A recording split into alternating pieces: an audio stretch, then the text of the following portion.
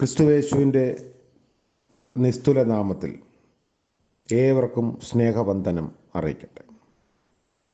ഇന്നത്തെ നമ്മുടെ ധ്യാനത്തിനായി വിശുദ്ധ മത്തായി എഴുതിയ സുവിശേഷം 11-ാം അധ്യായം 28-ാം വാക്യം. മത്തായി 11:28. അധ്വാനിക്കുന്നവരും ഭാരം ചുമക്കുന്നവരും ആയുള്ളവരെ, എല്ലാവരും എൻ്റെ അടുക്കൽ വരുവീൻ, ഞാൻ നിങ്ങളെ ആശ്വസിപ്പിക്കും. കർത്താവിൻ്റെ പരിശുദ്ധ നാമം വാഴ്ത്തപ്പെടുമാറാകട്ടെ. ആശ്വാസദായകനായ യേശു പല വിധത്തിലാണ് കർത്താവ് നമ്മുടെ ജീവിതത്തെ സ്വാധീനിക്കുന്നത്. ആശ്വാസദായകനായും സൗഖ്യദായകനായും രക്ഷകനായും സ്നേഹിതനായും ഒക്കെ ജീവിതാനുഭവങ്ങളിൽ കർത്താവ് വ്യത്യസ്തമായി നമ്മുടെ ജീവിതത്തോട് ചേർന്ന് നിൽക്കുന്നു. ആശ്വാസം എന്ന വാക്കിന് വിശ്രാമം, സ്വസ്ഥത, ഉന്മേഷം ഇങ്ങനെയൊക്കെ അർത്ഥമുണ്ട്. ഇന്ന് ആശ്വാസത്തിനായി ദാഹിക്കുന്നവരെയാണ് എവിടെയും കാണാനുള്ളത്. ചിലരെ കുടുംബത്തിലെ പൊരുത്തക്കേടുകളും അസ്വാസ്ഥ്യങ്ങളും നിമിത്തം നീറിപ്പുകയുന്നവരാണ്. മറ്റു ചിലർ സാമ്പത്തിക തകർച്ചയിൽ വീർപ്പുമുട്ടുന്നവരാണ്. കടക്കെണിയും അവരെ അസ്വസ്ഥരാക്കുന്നു. വേറെ ചിലർ രോഗപീഡയാൽ ക്ലേശം അനുഭവിക്കുന്നു. സ്വന്തം രോഗമോ അല്ലെങ്കിൽ ഏറ്റവും പ്രിയപ്പെട്ടവരുടെ രോഗമോ നിമിത്തം നൊമ്പരപ്പെടുകയും ഭാരപ്പെടുകയും ചെയ്യുന്നവരുണ്ട്. മറ്റു ചിലർ പലതിനെക്കുറിച്ചും സങ്കല്പിച്ച് മനസ്സ് നീറുന്നവരാണ്. ഒരു പ്രസിദ്ധനായ ഇംഗ്ലീഷ് കവി, അദ്ദേഹം ജോൺ കീറ്റ്സ് എന്നാണ് അദ്ദേഹത്തിൻ്റെ പേര്. അദ്ദേഹം എഴുതിയ ഒരു സെൻറ്റൻസ് ഉണ്ട്: imaginary ഗ്രീവ്നെസ് have always been my torment more than the real ones. സാങ്കല്പികങ്ങളായ ദുഃഖങ്ങൾ യാഥാർത്ഥ്യത്തിലുള്ളവയേക്കാൾ അധികമായി എന്നെ എപ്പോഴും അലട്ടിയിരുന്നു. എന്തെങ്കിലുമൊക്കെ ചിന്തിച്ച് മനസ്സ് പുണ്ണാക്കുന്നവർ. മറ്റു ചിലർ പ്രിയപ്പെട്ടവരുടെ ചില സ്വഭാവത്തിൻ്റെ പ്രശ്നം കൊണ്ട്, ദൂഷ്യം കൊണ്ടൊക്കെ നീറിപ്പോകുന്നവരാണ്. കുറ്റബോധം കൊണ്ടും സ്വയം വരുത്തി വെക്കുന്ന ചില നിരാശ കൊണ്ടുമൊക്കെ ദുഃഖിക്കുന്ന ആളുകളുണ്ട്. മാനസിക സ്വസ്ഥതയ്ക്ക് വേണ്ടി ദാഹിക്കുന്നവരുടെ പട്ടിക വളരെ വലുതാണ്. എല്ലാവരും ആഗ്രഹിക്കുന്നത് ആശ്വാസമാണ്. എന്നാൽ എവിടെ, എങ്ങനെ അത് പ്രാപിക്കും എന്നുള്ള ചോദ്യങ്ങളാണ് അവരുടെ മുന്നിലുള്ളത്. അപ്പോഴാണ് നസറേയനായ യേശുവിൻ്റെ ആഹ്വാനം കേൾക്കുന്നത്: ഏവരുമേ നിങ്ങൾ എൻ്റെ അടുക്കൽ വരുവീൻ, ഞാൻ നിങ്ങളെ ആശ്വസിപ്പിക്കും. അവിടുത്തെ പരസ്യ ശുശ്രൂഷയുടെ ആരംഭത്തിൽ നസറേത്തിലെ സുനഗോഗിൽ വെച്ച് തിരുവെഴുത്തിൽ നിന്ന് വായിച്ചുകൊണ്ട് തൻ്റെ ദൗത്യം വ്യക്തമാക്കി. യഹോവയുടെ പ്രസാദവർഷം, പ്രതികാര ദിവസം പ്രസിദ്ധമാക്കുവാനും ദുഃഖിതന്മാരെയൊക്കെയും ആശ്വസിപ്പിപ്പാനും. കർത്താവ് രംഗപ്രവേശനം ചെയ്യുന്നത് തന്നെ ആശ്വാസദായകനായിട്ടാണ്. അന്നത്തെ ജനസമൂഹം സാമ്പത്തിക ഭാരം കൊണ്ടും സാമൂഹിക വിവേചനത്താലും മതപരമായ നിയമകൂമ്പാരത്തിൻ്റെ ഭാരത്താലുമൊക്കെ നെടുവീർപ്പിട്ട് കഴിയുന്ന സാഹചര്യത്തിലാണ് യേശുക്രിസ്തു എല്ലാ ജനവിഭാഗത്തിനും ആശ്വാസം വാഗ്ദാനം ചെയ്യുന്നത്. ക്രിസ്തുവിനെ സമീപിച്ചവർക്കും തന്നിൽ ആശ്രയിച്ചവർക്കുമൊക്കെ ഈ ആശ്വാസം അനുഭവിക്കാൻ കഴിഞ്ഞു. പൗലോസ് അപ്പോസ്തലൻ സ്വന്തം അനുഭവം വെളിപ്പെടുത്തുന്നു: ക്രിസ്തുവിനാൽ ഞങ്ങളുടെ ആശ്വാസവും പെരുകുന്നു. 2 കൊരിന്ത്യർ 1-ാം അധ്യായത്തിലാണ്. പൗലോസ് ജീവിതത്തിൽ ഏറെ കഷ്ടതകളും വെല്ലുവിളികളും അഭിമുഖീകരിച്ച വ്യക്തിയാണ്. അത് കൊരിന്ത്യർക്ക് എഴുതിയ 2-ാം ലേഖനം 6-ാം അധ്യായത്തിൻ്റെ 4 മുതലുള്ള വാക്യങ്ങളിലൊക്കെ നമുക്കത് കാണാം. ശാരീരിക ദണ്ഡനങ്ങൾ, മാനസിക വ്യഥകളൊക്കെ അദ്ദേഹത്തിനുണ്ടായിരുന്നു. എന്നാൽ കഷ്ടതകൾ പെരുകുന്തോറും ആശ്വാസവും വർദ്ധിക്കുന്നു. ഇത് എല്ലാ ദൈവമക്കൾക്കും അനുഭവവേദ്യമാകുന്നൊരു കാര്യമാണ്. ക്രിസ്തുവിൻ്റെ ആശ്വാസം പ്രാപിക്കുന്നതിന് ചില മാർഗങ്ങളും മുഖാന്തരങ്ങളുമൊക്കെ ഉണ്ട്. ഒന്ന്, അനുതാപത്തിൽ കൂടെ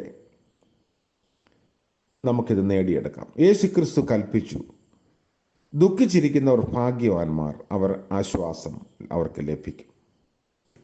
സാമാന്യ ബുദ്ധിയിൽ ദുഃഖം ഒരു ഭാഗ്യമായി കരുതത്തില്ല, ദൗർഭാഗ്യമെന്ന് മാത്രമേ പറയൂ. അപ്പോൾ യേശുവിൻ്റെ പ്രസ്താവന എങ്ങനെയാണ് മനസ്സിലാക്കുക? ദുഃഖമെന്ന് പരാമർശിക്കുന്നത് സ്വന്തം പാപത്തെ ഓർത്ത് ദുഃഖിക്കുന്ന പശ്ചാത്താപമായിരിക്കാം. അനുതാപത്തെ സൂചിപ്പിക്കുന്നതാണ് ഈ ദുഃഖം. സ്വന്തം തെറ്റിനെ അംഗീകരിക്കാനും അതേപ്പറ്റി പശ്ചാത്തപിച്ച് സ്വയം തിരുത്താനും സന്നദ്ധമാകുമ്പോൾ ആശ്വാസത്തിൻ്റെയും സമാധാനത്തിൻ്റെയും സന്തോഷത്തിൻ്റെയും വികാരം കടന്നു വരും. യഥാർത്ഥമായ പശ്ചാത്താപം എന്നുള്ളത് ഞാനൊരു തെറ്റ് ചെയ്തു എന്നതിനെ പറ്റിയുള്ള കുണ്ഠിതമല്ല. നേരെ മറിച്ച് ഞാൻ സ്നേഹസമ്പന്നനായ എൻ്റെ സ്വർഗീയ പിതാവിനെ ദുഃഖിപ്പിക്കുകയും വേദനിപ്പിക്കുകയും നിരാശപ്പെടുത്തുകയും ചെയ്തല്ലോ എന്നതിലുള്ള മാനസിക വ്യഥയാണ്. ഇതാണ് അപ്പൻ്റെ ഭവനത്തിൽ നിന്ന് ഓടിപ്പോയി എല്ലാം നശിപ്പിച്ച് മടങ്ങി വരുന്ന 2-ാമത്തെ പുത്രൻ ചെയ്തത്. അവൻ്റെ ദുഃഖം കുറേ തെറ്റുകൾ അവൻ ചെയ്തു പോയി എന്നതിലല്ല, പിന്നെയോ സ്നേഹസമ്പന്നനായ പിതാവിനെ ദുഃഖിപ്പിച്ചു എന്നുള്ളതാണ്. അത് വളരെ തീവ്ര വികാരമായി പ്രകടിപ്പിക്കുന്നുണ്ട്. അതുകൊണ്ടാണ് അവൻ ഏറ്റുപറയുന്നത്, നിനക്കും സ്വർഗത്തിനും വിരോധമായി ഞാൻ പാപം ചെയ്തിരിക്കുന്നു, ഇനി നിന്റെ മകൻ എന്ന പേരിന് ഞാൻ യോഗ്യനല്ല. അപ്പനോടുള്ള അവൻ്റെ ബന്ധത്തിൻ്റെ അടിസ്ഥാനത്തിലാണ് അവൻ സ്വയം കാണാൻ ശ്രമിക്കുന്നത്. അപ്പോൾ മാത്രമേ യഥാർത്ഥ പശ്ചാത്താപം ഉണ്ടാകുന്നുള്ളൂ. പശ്ചാത്താപം ഉണ്ടാകുമ്പോൾ ദൈവത്തിൻ്റെ മോചനവും വന്നെത്തുന്നു. ലംഘനങ്ങളെ മറയ്ക്കുന്നവന് ശുഭം വരികയില്ല എന്ന് സങ്കീർത്തനത്തിൽ നമ്മൾ വായിക്കുന്നു. എന്നാൽ അവ ഏറ്റുപറഞ്ഞ് ഉപേക്ഷിക്കുന്നവനോ കരുണ ലഭിക്കുന്നു. കുറ്റബോധം ഉമിത്തി പോലെ ഉള്ളിൽ പുകഞ്ഞ് നീറിക്കൊണ്ടിരിക്കുമ്പോൾ ആശ്വാസം ലഭിക്കില്ല. അതുകൊണ്ടാണ് സങ്കീർത്തനക്കാരൻ പറഞ്ഞത്, ലംഘനം ക്ഷമിച്ചും പാപം മറച്ചും കിട്ടുന്ന മനുഷ്യൻ ഭാഗ്യവാൻ. മനുഷ്യ മനസ്സിൻ്റെ സുസ്ഥിതി ഭഞ്ജിക്കുന്ന 4 കാര്യങ്ങളുണ്ട് എന്നത് ഒരു പണ്ഡിത അഭിപ്രായമാണ്. ഭയം, അപകർഷതാബോധം, അകാരണമായ കുറ്റബോധം, വ്യക്തിവിദ്വേഷം എന്നിവയാണ് 4 കാര്യങ്ങൾ. ഇതിൽ ഏതെങ്കിലും ഒന്നോ ഒന്നിലധികമോ കാര്യങ്ങൾ നമ്മുടെ മാനസിക സ്വസ്ഥത ഇല്ലാതാക്കും. ഇവയിൽ കുറ്റബോധമാണ് ഏറ്റവും മാരകമായിട്ടുള്ളത്. അത് നമ്മുടെ ചേതനകളെയൊക്കെ നശിപ്പിക്കും. മറ്റുള്ളവരെ നേരായി കാണാൻ കഴിയാതെ വരും. മാത്രമല്ല, അവരിൽ നിന്ന് നമ്മെ അകറ്റിക്കളയുകയും ചെയ്യും. അതുകൊണ്ട് അനുതാപത്തിൽ കൂടെ നമ്മുടെ തെറ്റിനെ തിരുത്തുമ്പോൾ ആശ്വാസവും ആനന്ദവും നമുക്ക് ലഭിക്കും. ഇന്നത്തെ ദിവസത്തിൽ നമ്മുടെ കുറവുകളെ ഒക്കെ ഒന്ന് കണ്ടെത്തി ആശ്വാസം പ്രാപിക്കാൻ കർത്താവിൻ്റെ വചനം നമ്മെ നിർബന്ധിക്കുന്നു.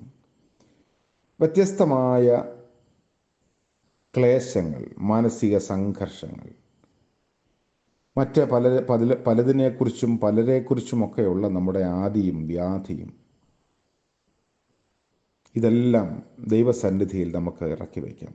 അധ്വാനിക്കുന്നവരും ഭാരം ചുമക്കുന്നവരും എൻ്റെ അടുക്കൽ വരുവിൻ, ഞാൻ നിങ്ങളെ ആശ്വസിപ്പിക്കും. മാറാത്ത വചനം, കർത്താവിൻ്റെ ആഹ്വാനം ഇന്നും പ്രകമ്പനം കൊള്ളുന്നു, നമ്മുടെ അരികിലുണ്ട്. അതുകൊണ്ട് നമ്മുടെ ഭാരങ്ങളും നമ്മുടെ നൊമ്പരങ്ങളും മാനസിക അസ്വാസ്ഥ്യതകളൊക്കെ ദൈവസന്നിധിയിൽ ഇറക്കി വയ്ക്കാം. നമുക്ക് പ്രാർത്ഥിക്കാം.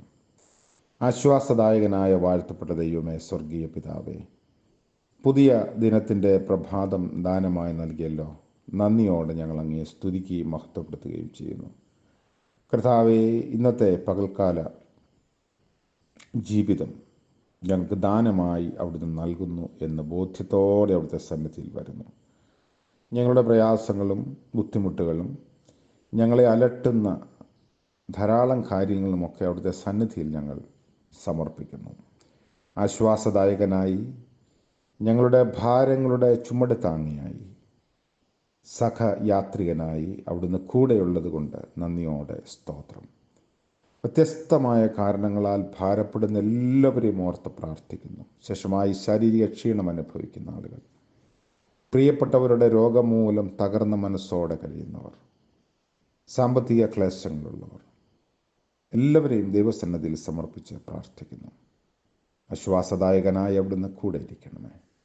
ഇന്ന് ജന്മദിനം ആഘോഷിക്കുന്ന പ്രിയപ്പെട്ടവർക്ക് വേണ്ടിയും വിവാഹ വാർഷികം ആഘോഷിക്കുന്നവർക്ക് വേണ്ടിയും പ്രാർത്ഥിക്കുന്നു.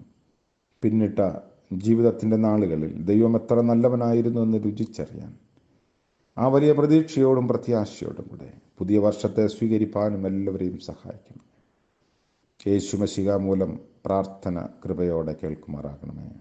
ആമേൻ. സകല ബുദ്ധിയെയും കവിയുന്ന ദൈവിക സമാധാനവും അനുഗ്രഹവും ആശ്വാസവും നാം എല്ലാവരോടും കൂടെ ഇന്നും എന്നേക്കും ഉണ്ടായിരിക്കുമാറാകട്ടെ. ആമേൻ.